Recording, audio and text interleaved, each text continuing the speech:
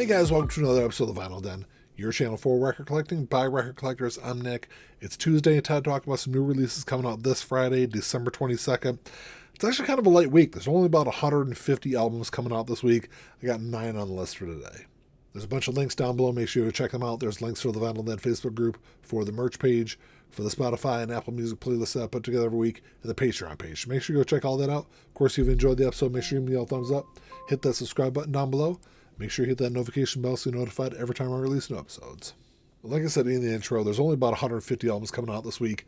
It's a pretty light week. And this time of year, it generally is. I think there's still a couple of really good releases coming out, but in December, once you get past the first week, it really slows down until you get into the new year. But like I said, I got 9 on the list for today. If there's something I don't talk about on the show today, make sure you drop me a comment down below. Let me know what you're looking forward to picking up. And like always, I'll put these 9 releases and some other stuff that's coming out this week. I'll do like an expanded list and put all those links down in the comments if you want to pick them up online. So try not to laugh too much when I mention the first album. It's definitely one that I'm going to grab this week, but I'm sure a lot of people out there, they'll probably pass on this one. But this is Vanilla Ice, Ice Ice Baby. This was released back in 2008 as Vanilla Ice is Back, Hip Hop Classics. And then in 2019, they changed it to this Ice Ice Baby title, gave it a different cover, and released it on blue and white splatter vinyl. Now it's coming out on Coke Bottle Clear. It's going to run you about $28 online. It's Ice Ice Baby, and then 9 cover tracks. And Vanilla Ice does actually a pretty decent job with some of those covers. You got songs on here by Public Enemy, Cypress Hill, House of Pain, among others. Like I said, it's a really good, it's not, you're not going to be blown away by these covers, but they do, I think he does a really good job with it. I really want him to reissue, or somebody to reissue, To the Extreme, which is the album that has Ice Ice Baby on it. I actually really enjoyed that album when it came out. Was it 1990 or 1991 when that album came out? I was like in 6th grade or something like that. I would love to have a copy of that on vinyl. I'd love to see it get reissued, but I guess this compilation will do until then. And then this next album is one that I kind of have an issue with. So this next one is Macho Man Randy Savage, Be a Man. So this was released back in 2003. It's Macho Man Randy Savage's debut studio album. It's a picture disc. It's going to run you about $41. So my issue is this was released as a really exclusive record store day release earlier this year. It was supposed to be released, I think it was last year actually, and it was only going to be like 500 copies. And then they pushed it back and did it for RSD this year and expanded it out to, I want to say it was like 1,000 copies. It was still pretty limited.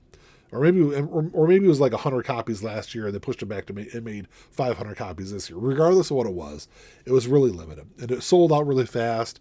And people were selling these things online for a couple $100, and a lot of people were really looking for this release. But since then, they've reissued it multiple times. I've seen it on at least 2 different colors. They're both official pressings that have come out. I don't like it when they do an RSD exclusive. Regardless how limited it is, and then reissue it within 4 or 5 months is what they did this year when it came out. I think there was like a blue version of it, and then there's like an orange version, or vice versa. But they both came out, and now they're doing a picture disc version of it. So they're kind of a good release that people were looking forward to. Now they've kind of robbed it of all the all the value that this album has to collectors. Maybe that's just me. I'm sure I can't be the only person out there that's aggravated by things like that. But as far as the album goes, it's a hilariously bad album. I've thought about picking it up multiple times. I probably will grab a copy of it, but I'm not going to grab a picture disc version of it. But I'm sure there'll be a market for this release this week. A release that's kind of flown under the radar, I didn't even realize had been released last week, and we're getting another version of it this week, is Fat Mike Presents Campfire at Fatty's Round 1. So this came out back in October. There's an orange version of it came out last month, and then I shouldn't say it was, I guess 2 months now that we're in December, and then now we're getting a black version of it this week. It's going to run you about $29 online. So the story behind this is last year, Fat Mike, who's the lead singer of NoFX, he also runs Fat Records, and I think everyone that was involved were all Fat Records artists. But he had a bunch of people over in his backyard around a campfire. They told stories, they sang songs. It was actually really cool. You can go on YouTube and watch the video of it. I've watched it multiple times since it first happened. But you got a bunch of really great people involved in this. You had Polly Van Dam from Bomb Pops, Sam King from Get Deb, Stacy D from Bad Cop, Bad Cop. Ras One was also in there. Like I said, really cool. Like, you can go on YouTube and watch a video. Definitely one I'm going to grab this week. And yeah, Glenn Danzig, Who Killed Marilyn, getting reissued this week. This is actually an album I talked about a few weeks ago. And then I think it got delayed, and it's finally coming out this week. But this originally came out back in 1981. It was an EP with Spook City USA as the B-side, which was an unreleased track by the Misfits. I don't think it was officially released by the band until the mid part of the 90s when the box set came out. Really cool release. The original release from 1981 was actually released on the anniversary that they discovered Marilyn Monroe's body. That was 19 years before the album came out.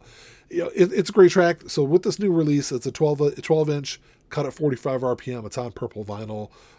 You know, on the A side, you got the 2 tracks with the original mixes, and then the B side on it are 2 remixes of both those tracks. You know, it might not be something a lot of people are going to be interested in, but me, as a huge fan of the Misfits, especially that Glenn Danzig era of the Misfits, it's definitely one I got on my list for this week. And you got 3 reissues from Avenged Sevenfold coming out this week. The first one is City of Evil, released back in 2005. It was their 3rd studio album. It's going to be on gold vinyl. It's a 2 LP release. It's going to run you about $33 online. This is an album that Rolling Stone magazine listed as one of the 100 greatest metal albums of all time.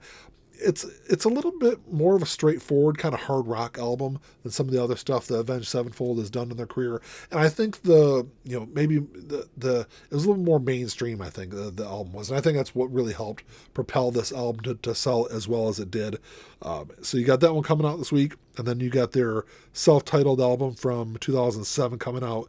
It was their 4th studio album. It's a 2 LP release also.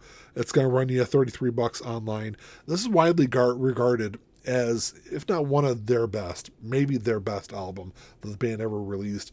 Sold really well. Reached number 4 on the Billboard 200. Sold over 1 million copies here in the U.S. This is an album, and I'm not the biggest Avenged Sevenfold fan. I think this is probably their most complete album, and I think that's why it's so widely regarded as one of their best. And then the third one is Nightmare, released in 2010. It's their 5th studio album. It's 2 LP release. It's going to run you about $35 online. I know this is a huge album. It sold really well. It charted really well. It was a number 1 album on the Billboard 200 here in the U.S. It's a really popular album. But to be completely honest, I don't think it's really anywhere close to being one of their best albums. They definitely have more complete albums in their discography. But the interesting thing about this album, I didn't realize this till just recently.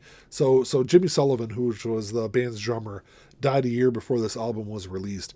I just assumed that they used session drummers on this album, but it's actually Mike Portnoy from Dream Theater is the drummer on this album. So it's kind of cool. It's definitely an album I haven't listened to in a long time. I definitely need to go back through and check it out again.